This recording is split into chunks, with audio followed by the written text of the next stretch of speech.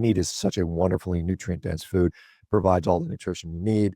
And I know that's a controversial statement, but I see that all the time. A lot of people find it extremely odd to just eat animal products.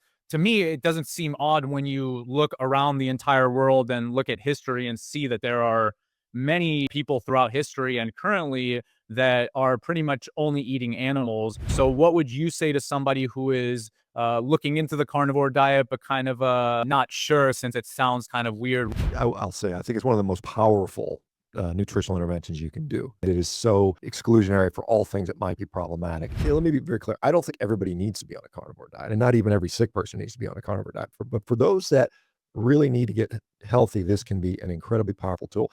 It generally, for most people, does not mean it's a lifelong thing, even though there are people that have done this for decades or more. I've done it for almost a decade.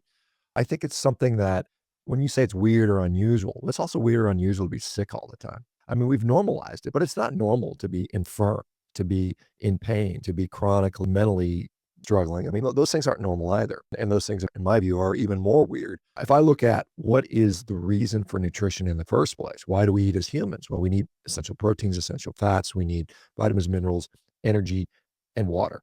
All those things we can get through meat. We don't need carbs for any of that stuff, to include the vitamins and minerals. Believe it or not, beef has something like 70,000 nutritional components in it. The vast majority we don't know. They're full of phytonutrients. People have all these phytonutrients and things like that. A cow has a much more diverse palate than a human can with regard to what the plants that they can eat. These herbivores can eat a lot of things we would die if we ate or get very sick. And so all those compounds show up in the animal's tissue and the animal's fat. We ingest them in a far more bio available way in many cases.